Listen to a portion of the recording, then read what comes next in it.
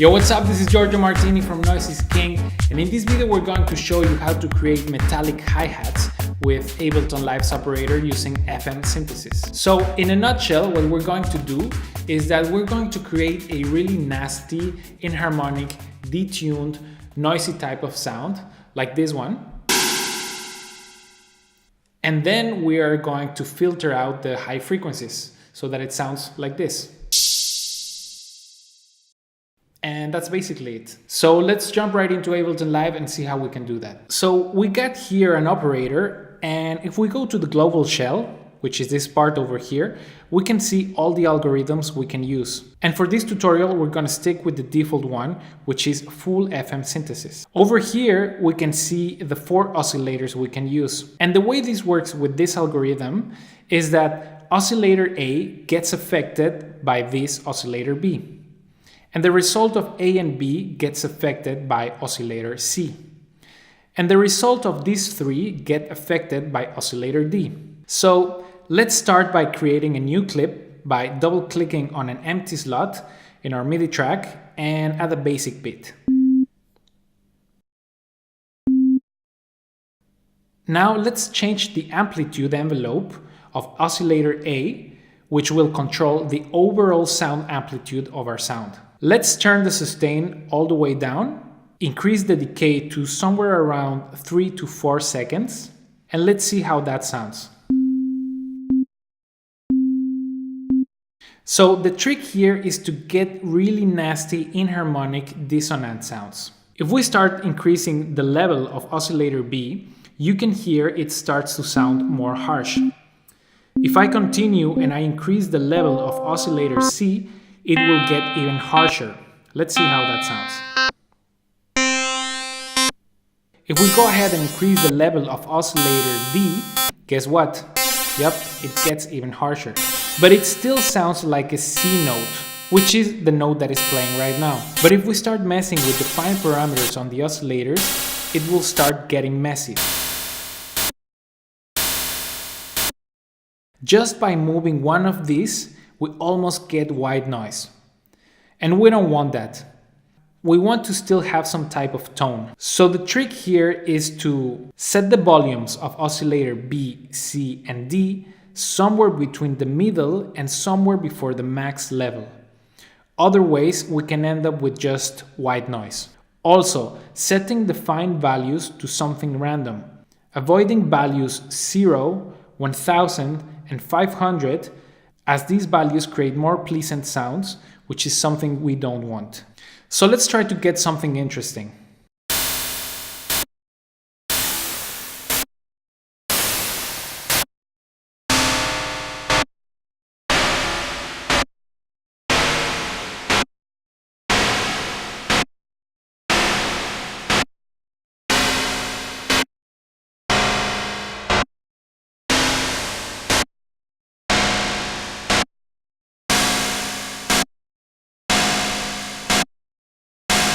So something like this is exactly what we want. It's very noisy, it still has some tone to it, and it's not just noise. Now let's change the oscillator's A loop mode to trigger and see how that sounds. As you can hear, something strange is happening. This is because all other oscillators' amplitude envelopes loop mode are still set to none. Let's change them also to trigger. Adjust their volume envelopes and see how it sounds.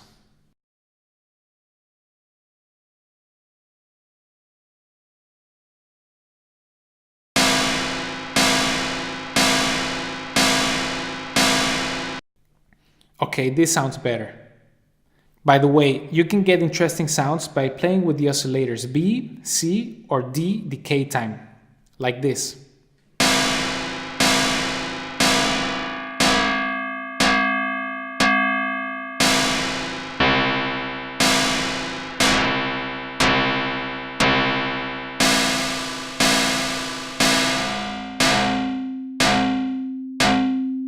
Now let's go to the filter section and pick a high pass filter and play with the cutoff until we get something we like.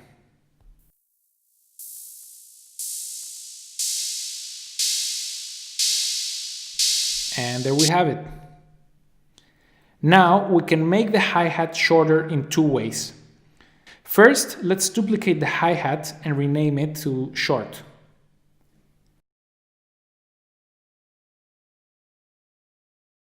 Let's edit the bit so it sounds like a regular hi-hats.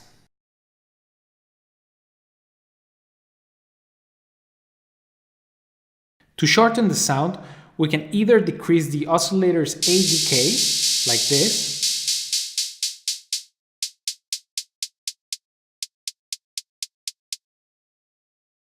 or we can do it with the time parameter, like this.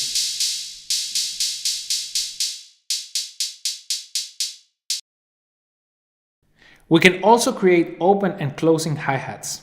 Let's duplicate the hi-hat and rename it to open. Set its oscillator A loop mode to none. And let's add it at the end of our loop. This way we can create cool variations to the sound. Let's create one more that is between open and closed hi-hat, and let's call it mid. So we duplicate the hi-hat, rename it to mid, and now we adjust the time parameter to be somewhere in the middle. And we adjust the clip notes so that closed and mid don't overlap. Let's see how that sounds.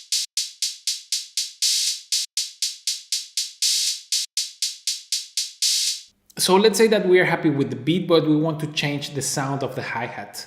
Right now it's kind of shitty because if we want to change, for example, the cutoff, we have to change the cutoff in all three operators and not in just one. So one way we can get around this is by grouping all of them, actually adding them into a drum rack, and then mapping all those parameters to one single macro. So let's see how we can do that. Let's add a new drum rack. Now we can click on the operator and drag it to the drum rack. The drum rack shows up and we drop it in a cell. We would repeat this process with the other ones.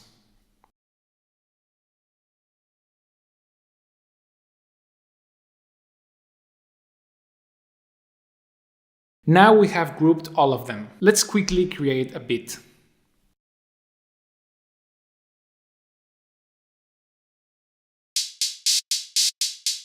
Now we can map their parameters to a macro. Let's map the cutoff of all three operators to one macro, so we can easily experiment with other settings. So we go ahead and click on the macro button, click map, and map all of the cutoffs to one macro. So we click on the cutoff of the first operator and then we click on the macro.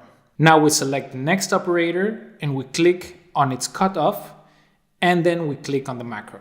And we repeat the same process for the last one. Now we can click again the map button again to go out of mapping mode. Now, if we press play and start playing with the macro, we can hear all three cutoffs are being affected.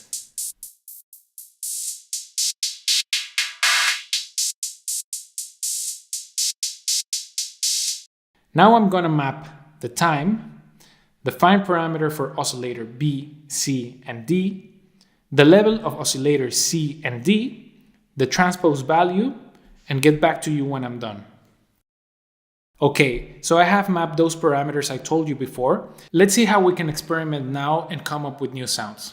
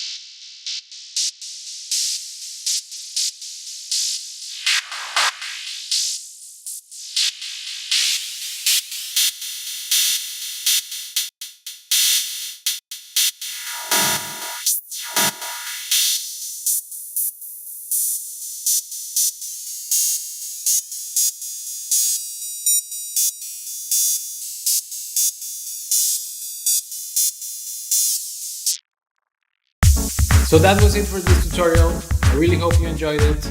Let me know what you think in the comments below. Subscribe if you haven't. Thanks for watching and see you next time. Peace.